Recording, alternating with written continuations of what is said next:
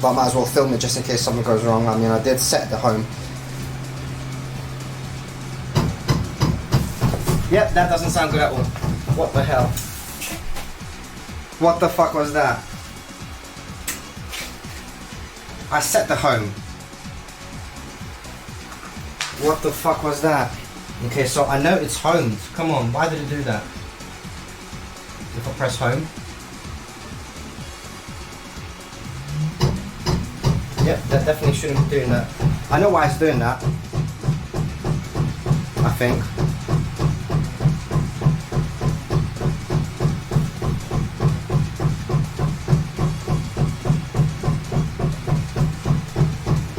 Let's just finish it doing that because I think it thinks it's higher than it is.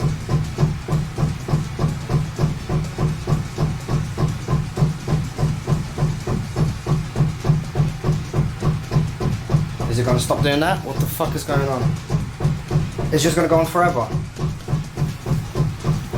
Why is it not homing?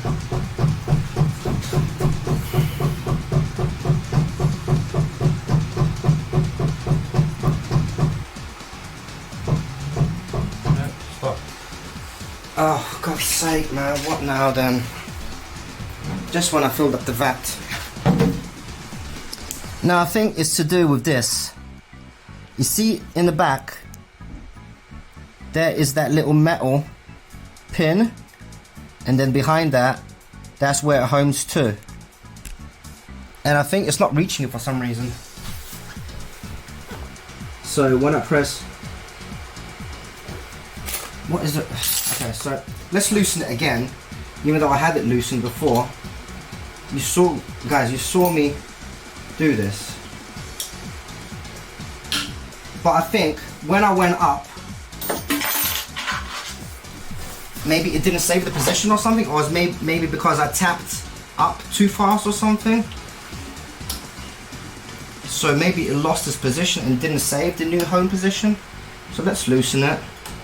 Let's see if we can sort this out because that was a bit scary. I hope that the screen didn't crack. Actually, I didn't raise it yet, did I? So I don't know if the screen cracked or not. I guess we'll find out. Let's do a print and let's see what happens. But yeah, let's just home this again. So, press home.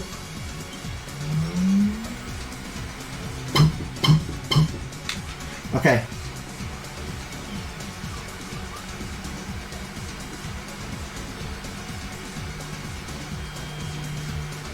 It still jumped a few times though.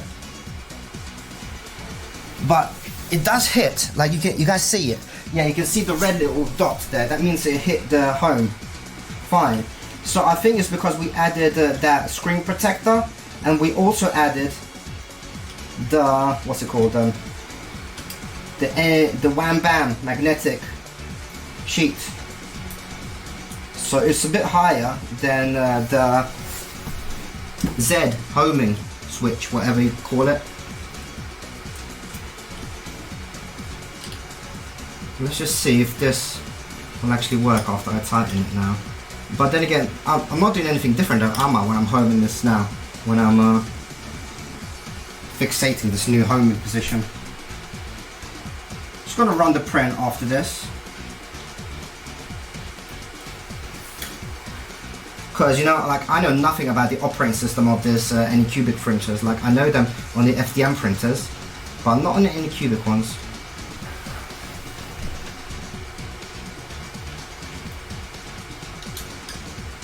Okay, so now it's tightened. So it's homed. So Z equals 0. Setting Z to 0. Maybe that's what I didn't do. This screen is shit, look at that. Why is it not working? Oh, you guys can't see, can you? Need to go into autofocus. Setting OK. Rise platform now. Okay. Maybe it's because I homed it, but I didn't press Z0. That's why. So I think all I have to do really, let's turn the printer off first. I just have to unscrew those screws and put little washers there.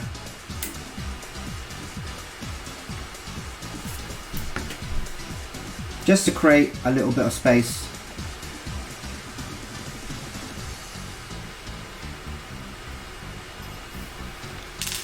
This one screw.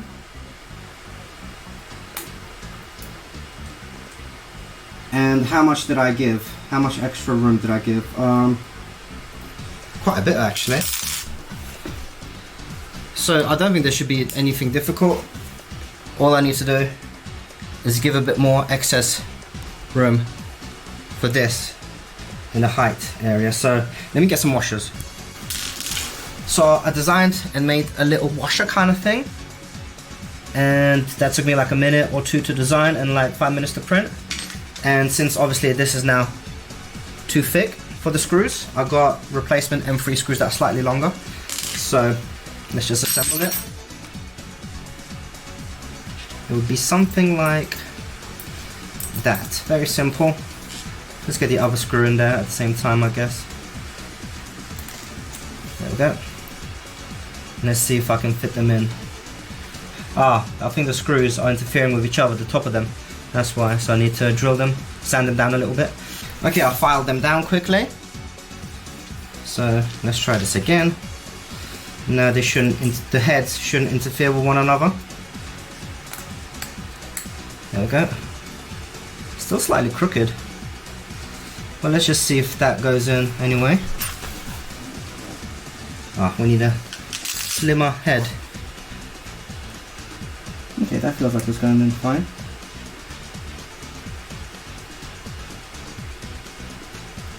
Just keep switching between one of them.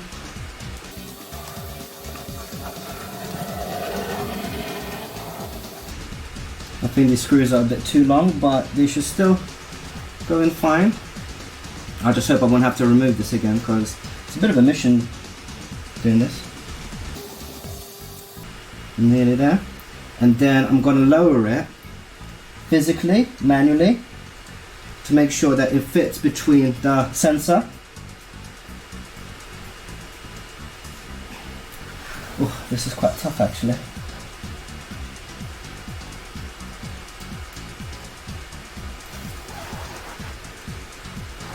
And I'm not going to over tighten it either.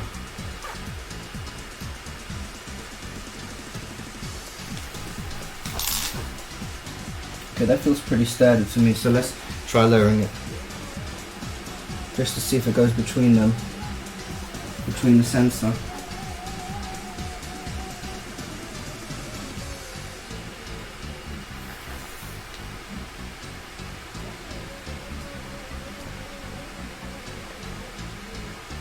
And it does.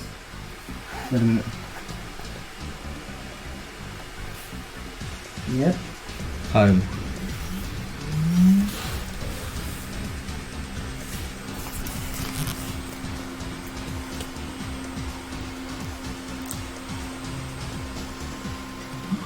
Okay, see, it didn't jump this time, which is very good.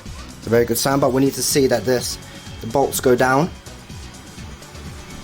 which they are. Very good. And now we tighten it. And hopefully that will be good.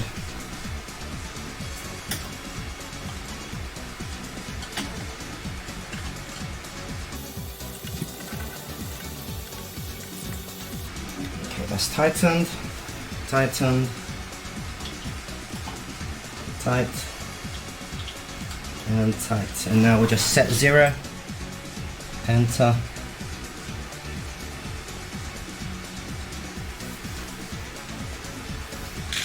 I don't know why the screen takes long to update. Yeah. Raise platform. And now we should be able to start the print.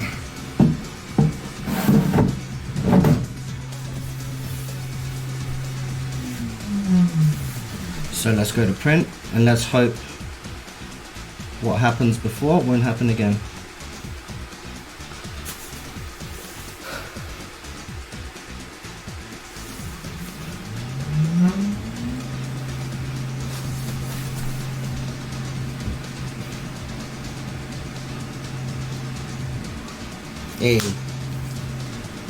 So I think it's okay now. But we don't know if that cracked the screen or not, so we'll figure that out after a few hours after I can see the screen. Incredible. So complete failure, a hole in my FEP, and now we've got cured resin on the screen protector. So clearly that happened because of the Z-axis jumping up and down, because obviously I put the Wham Bam thick magnetic sheet on, which added like a little 5mm. Now although I put the new little spacer there, it was a bit too late, so clearly that made a hole and done this. So yeah, screwed it up, and now I've got to try to get it off. And I don't have a spare screen protector, so I'm going to have to try to scrub this off, and I just YouTubed it, and apparently you just use isopropyl alcohol and just soak it in and just repeatedly rub it with a plastic scraper, not a metal one, or a kitchen roll paper. And I don't have a screen protector, so I'm not going to peel this one off. I'm going to keep it on there. I think the screen itself is in good condition. I'm going to do a little test after I remove this resin and go from there.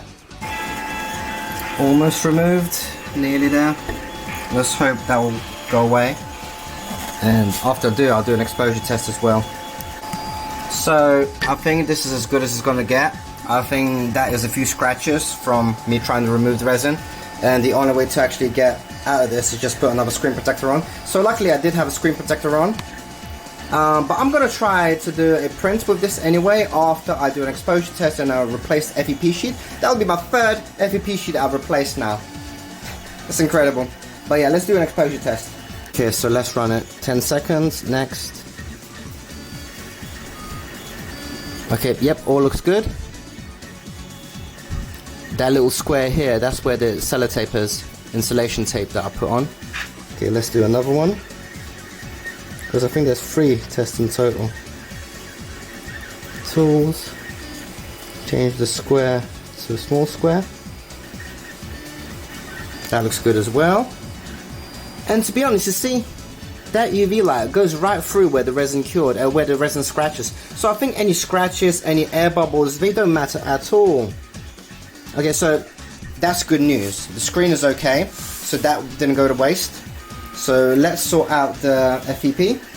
Let's sort out that, because there's a hole in that somehow. So yeah, obviously is when the Z-axis was going up and down like crazy. So yeah, that obviously caused the issue. So I'm gonna double check that to make sure that that's perfect. That little thing that we installed, the little spacer. Okay, so I think we finally have some success after changing the FEP sheet, re-leveling the bed to a flat screen itself, and not when the bed is inserted into the VAT. I think is gonna be good now. So yeah, fingers crossed.